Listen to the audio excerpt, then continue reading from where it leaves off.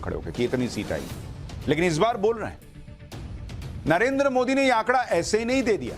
उन्हें अपने काम पर भरोसा है और अपने काम की स्पीड पर भरोसा है। काम की स्पीड तो ऐसी है कि नरेंद्र मोदी के आसपास कोई नजर नहीं आता।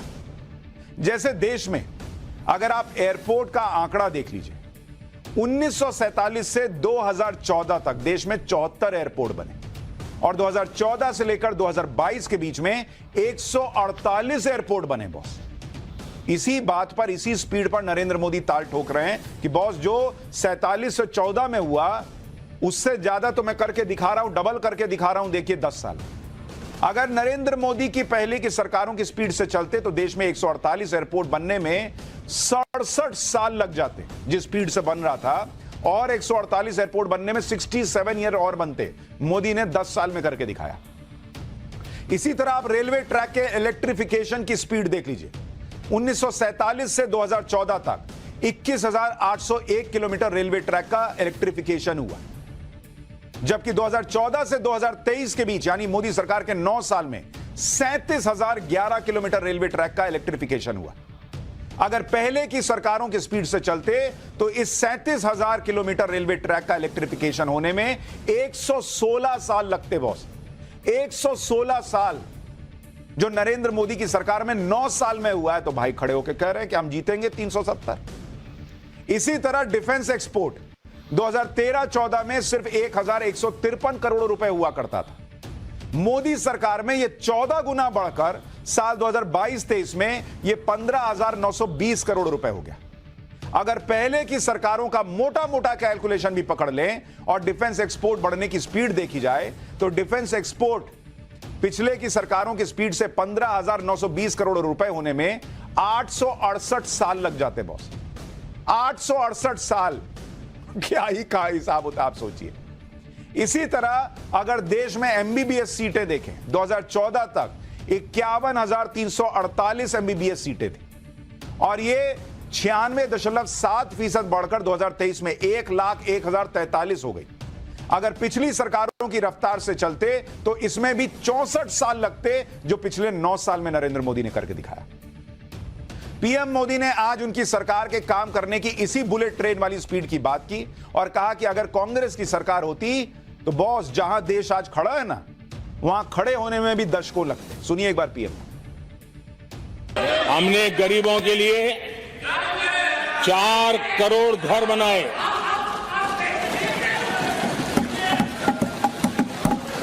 और शहरी गरीबों के लिए 80 लाख पक्के मकान शहरी गरीबों के लिए बने।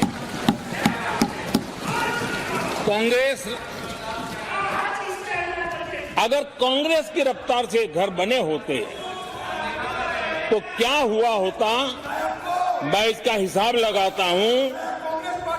अगर कांग्रेस की जो रफ्तार थी उस प्रकार से चला होता तो 100 साल लगते, इतना काम करने में 100 साल लगते। 10 वर्ष में 40,000 किलोमीटर रेलवे ट्रैक का इलेक्ट्रिफिकेशन हुआ। अगर कांग्रेस की रफ्तार से देश चलता, इस काम को करने में 80 साल लग जाते। एक प्रकार से 4 पीढ़ियां गुजर जाती। आज पीएम मोदी ने यूपीए सरकार के वो दिन भी याद दिलाए जब यूपीए सरकार के बड़े अर्थशास्त्री कहा करते थे कि भारत दुनिया की तीसरी बड़ी इकोनॉमी बन जाएगा, लेकिन इसके लिए 3 दशक लगेंगे, यानी 30 साल। जब नरेंद्र मोदी ये गारंटी दे रहे हैं कि वो तीसरे टर्म में ही, यानी 15 साल के पहले ही भारत को तीसरी बड़ी इकोनॉमी बना देंगे, तो यही लोग कह रहे हैं कि तीसरी बड़ी अर्थव्यवस्था तो अपने आप ही भारत बन जाता। सुनिए इस पर पीएम मोदी ने आज संसद में खड़े होकर क्या कहा। विजन फॉर द फ्यूचर,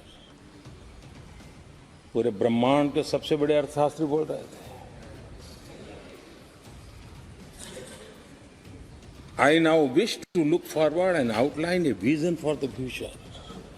आगे कहते हैं, I wonder how many have noted the fact that India's economy, in terms of the size of its GDP, is the 11th largest in the world.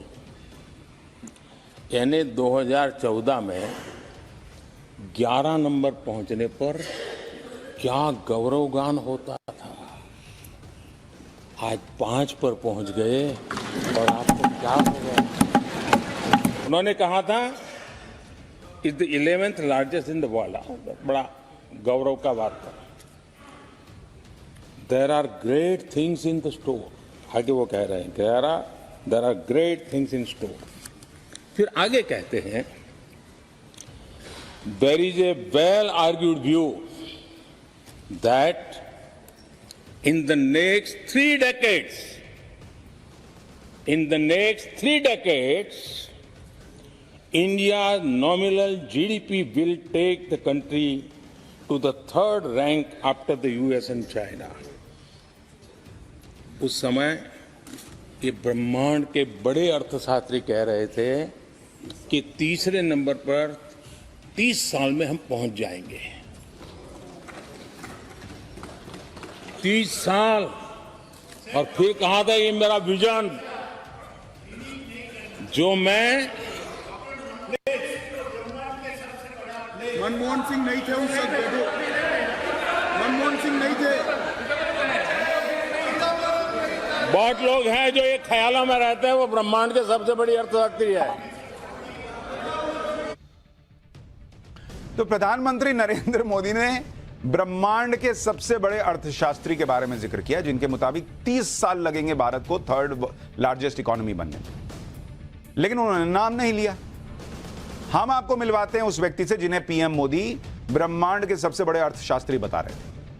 दरअसल पीएम मोदी ने यह बात UPA सरकार के वित्त मंत्री रहे पी चिदम्बरम को लेकर बोली थी, जिन्होंने फरवरी 2014 में मनमोहन सिंह सरकार की पीठ थपथपाते हुए कहा था कि भारत 11वीं बड़ी अर्थव्यवस्था बन चुका है और 3 दशक में भारत तीसरी बड़ी अर्थव्यवस्था बन जाएगा। 3 दशक यानी 30 साल। सुनिए तब के वित्त मंत्री पी चिदम्बरम ने क्या कहा था। I wonder how many have noted the fact that India's economy, in terms of the size of its GDP, is the 11th largest in the world. There are great things in store. There is a well-argued view that in the next 3 decades, India's nominal GDP will take the country to the 3rd rank after the US and China. Just as the fortunes of the developed countries affect the emerging economies today, the fortunes of China and India will in the future have a significant impact on the rest of the world. We therefore owe a responsibility not only to ourselves but to the whole world to keep our economy in robust health. तब के वित्त मंत्री 30 साल में भारत को तीसरी सबसे बड़ी अर्थव्यवस्था बना रहे थे और वो भी अपना कॉन्फिडेंस नहीं कह रहे थे कि मुझे विश्वास है, जैसे नरेंद्र मोदी कह रहे हैं ना कि तीसरे टर्म में बॉस बना दूंगा तीसरी सबसे बड़ी अर्थव्यवस्था। वैसे पी चिदम्बरम नहीं कह रहे थे। वो कह रहे थे कई जानकार ये कह रहे हैं कि भारत तीन दशक में जो है तीसरी सबसे बड़ी अर्थव्यवस्था बन जाएगी। यानी आप इस बात को समझिए कि नरेंद्र मोदी जिस काम को अपने तीसरे टर्म में करने वाले हैं उस काम के लिए मनमोहन सिंह सरकार कह रही थी कि 30 साल लगेंगे।